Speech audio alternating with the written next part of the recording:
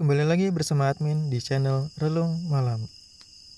Kita sering banget lihat orang-orang sukses di media sosial, berita online atau sekitar kita. Mulai dari pengusaha, pejabat, sampai ke profesi online, kayak YouTuber atau influencer misalnya. Kalau kita perhatiin, sebagian besar dari mereka tuh suka bicara, aktif, energik, berani tampil, dan yang paling utama adalah mereka suka interaksi sosial. Orang-orang yang senang akan kegiatan sosial seperti itu bisa kita sebut sebagai orang ekstrovert. Saat ini budaya kita dan budaya barat lebih menghargai orang yang aktif secara sosial. Kehidupan sekolah atau kuliah misalnya. Guru dan dosen lebih menghargai murid yang berani ngomong dan berani tampil. Di dunia kerja juga nggak jauh beda. Karyawan yang disukai biasanya adalah karyawan yang paling aktif di grup. Suka makan bareng, suka party, dan yang paling cerewet. Di tengah keberisikan orang ekstrovert, banyak juga orang yang justru suka ketenangan. Terus gimana dong dengan nasib orang-orang yang pendiam dan kesulitan ngikutin budaya sosial? Apakah mereka bisa berhasil? Atau apakah mereka bakal ketinggalan?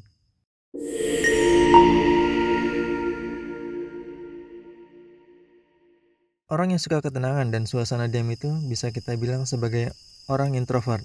Bukan berarti mereka takut kehidupan sosial, tapi memang ya mereka nggak suka aja dan lebih menikmati waktu sendirian.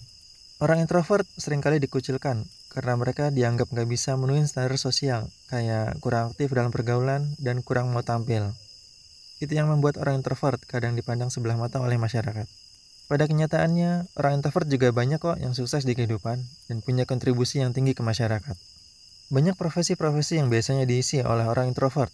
Misalnya, orang-orang teknik yang suka merancang sistem, arsitek yang merancang bangunan, dokter yang bisa memahami penyakit pasiennya, ilmuwan yang sering melakukan analisis detail, dan ahli IT yang pandai ngulik-ngulik software. Itu semua hanya contoh, masih banyak profesi lainnya. Bahkan, banyak juga figur-figur sukses dan terkenal di dunia yang mereka adalah introvert. Misalnya di bidang sains ada Isaac Newton atau Albert Einstein, di bidang politik ada Mahatma Gandhi, di bidang seni misalnya ada Steven Spielberg, dan di bidang sastra ada J.K. Rowling. Itu semua hanya contoh, masih banyak orang introvert sukses lainnya.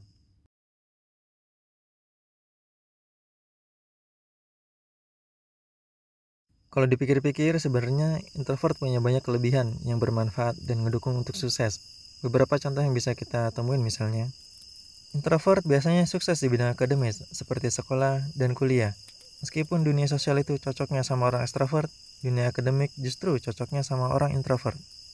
Di bidang akademik, siswa atau mahasiswa seringkali diminta untuk menghabiskan waktu secara mandiri, seperti baca sendiri, menulis sendiri, dan bahkan ujian pun sendiri.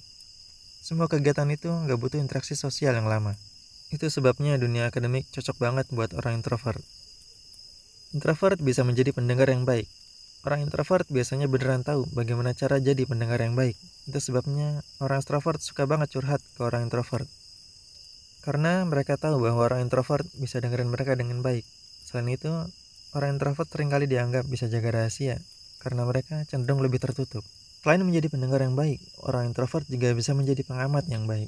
Itu semua bisa dilakuin karena orang introvert terbiasa berdiam, sehingga mereka punya banyak waktu untuk berpikir dan mengamati sekitarnya.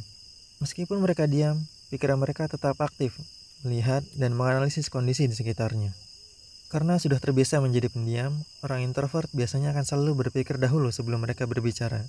Tidak seperti ekstrovert yang biasanya suka ceplas-ceplos dan spontan. Kalau kita perhatiin, biasanya orang introvert itu suka lama banget jawab pertanyaan. Itu karena mereka biasanya mikir dulu sebelum mereka jawab. Introvert bisa menjadi sahabat yang baik. Karena mereka bisa jadi pendengar dan pengamat yang baik, orang introvert juga biasanya bisa menjadi teman yang baik. Meskipun ya itu tadi, mereka jarang mau rame-ramean. Introvert sendiri juga lebih nyaman punya sedikit teman. Mereka biasanya lebih selektif dalam mencari teman yang bisa mereka percaya. Introvert seringkali menjadi pemecah masalah yang baik. Itu semua karena kebiasaan orang introvert yang suka mengamati dan terbiasa berpikir untuk membuat perencanaan. Mereka bisa menggunakan waktu dengan baik untuk merenungkan masalah dan mencari jawabannya. Introvert itu orang yang sangat mandiri. Orang ekstrovert sangat membutuhkan orang lain untuk memvalidasi perasaan dan perkataannya. Berlawanan dengan itu, orang introvert biasanya lebih independen karena mereka lebih suka menghabiskan waktu sendiri untuk mengisi ulang energi mereka. Introvert sudah belajar cara memenuhi kebutuhan sendiri dan menghibur diri mereka sendiri tanpa perlu bantuan orang lain. Introvert pandai komunikasi tertulis. Banyak orang introvert yang suka baca dan tulis, dan udah gak heran kalau mereka ahli dalam bidang ini. Orang introvert biasanya mengomunikasikan pikiran mereka dan perasaan mereka secara lebih baik melalui komunikasi tertulis. Hal ini tentu suatu kelebihan banget, karena di dunia digital, komunikasi tertulis itu lebih sering kita lakuin dibanding komunikasi verbal.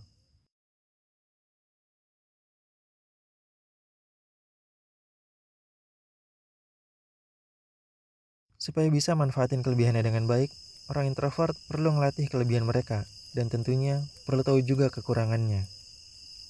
Banyak kok cara untuk bisa berhasil sebagai orang introvert. Prioritasin waktu untuk sendiri. Interaksi sosial seringkali membuat introvert merasa kecapean, serasa energinya tersedot, atau mungkin bahasa kerennya adalah introvert burnout, atau kurang lebih jiwa yang lelah setelah menghabiskan waktu berinteraksi dengan orang-orang lain. Salah satu cara terbaik untuk menghindari introvert burnout adalah dengan meluangkan waktu untuk diri sendiri. Contohnya seperti mendengarkan musik, membaca buku favorit, olahraga sendirian, menggambar, atau hobi lain yang bisa kita kerjakan sendiri. Untuk bisa nge-charge mental kita dengan benar, introvert sebenarnya cuma perlu waktu untuk diri mereka sendiri. Ya, sesimpel itu. Latihan meditasi, kayak yoga dan latihan pernapasan juga bisa ngebantu kita menenangkan pikiran dan ngurangin stres. Meditasi bisa kita lakuin di tempat yang tenang dan fokus menenangkan pikiran. Topik meditasi ini kayaknya agak berat ya kalau kita bahas di sini. Mungkin kita bisa bahas lebih dalam di video lainnya. Selalu luangkan waktu untuk self-care. Lakuin aktivitas yang bisa menenangkan pikiran, tubuh, dan jiwa kita, kayak olahraga, makan makanan sehat, atau jalan-jalan menikmati alam. Sederhananya, kita bisa prioritasin waktu luang untuk hal-hal yang bisa membuat kita merasa baik. Self-care dengan waktu yang cukup tentunya berguna banget untuk mengobatin kelelahan mental kita. Beristirahat sejenak dari kehidupan digital. Kalau kita ngehabisin waktu terlalu banyak di media sosial atau melihat layar HP dan komputer, itu semua bisa memperparah perasaan lelah kita. Meskipun kita tidak berinteraksi dengan orang lain secara langsung. Stimulasi dunia digital bisa menguras tenaga orang-orang introvert. Salah satu jalan keluarnya adalah dengan melakukan detox digital atau mengurangi interaksi di dunia maya dan media sosial. Selain detox digital, kita juga perlu waktu tidur yang cukup. Orang yang udah ketagihan medsos biasanya punya jam tidur yang agak kacau. Tidur adalah obat yang paling murah. Tidur yang cukup dan berkualitas bisa memperbaiki kesehatan fisik dan mental kita. Banyak dari kita yang suka menyetel musik atau nyanyian ketika belajar, bekerja, atau bahkan ketika bersantai. Tanpa kita sadari, sebenarnya musik-musik itu bisa mengurangi fokus kita, terutama bagi orang introvert yang sensitif terhadap stimulasi. Namun kabar baiknya, beberapa jenis musik justru bisa meningkatkan fokus kita sebagai orang introvert. Musik jenis ini biasanya adalah musik tanpa lirik.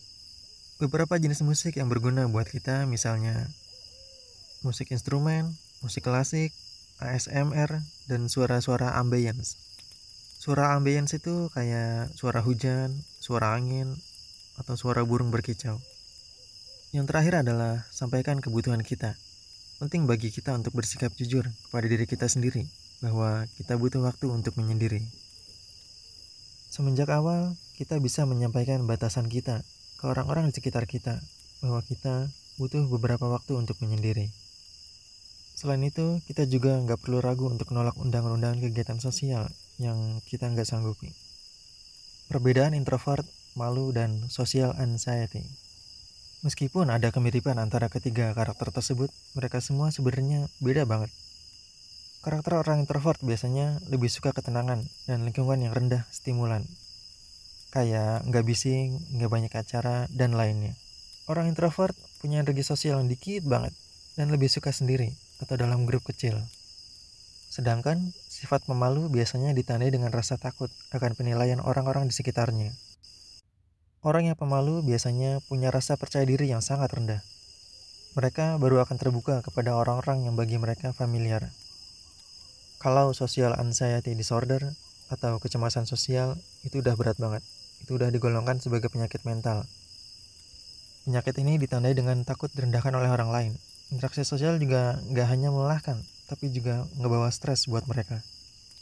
Perasaan takut dan cemas mereka seringkali menuntut mereka untuk kabur dari situasi sosial. Itu tadi sekilas tentang kepribadian introvert. Apa aja sih kelebihannya, dan bagaimana cara melatih diri kita supaya bisa menjadi introvert yang sukses. So, kawan-kawan, nggak perlu malu untuk jadi seorang introvert, karena kita juga punya kelebihan dibanding orang extrovert. Tetaplah tenang, meskipun di tengah keberisikan orang-orang. Semoga sharing ini bisa berguna. Terima kasih sudah menonton.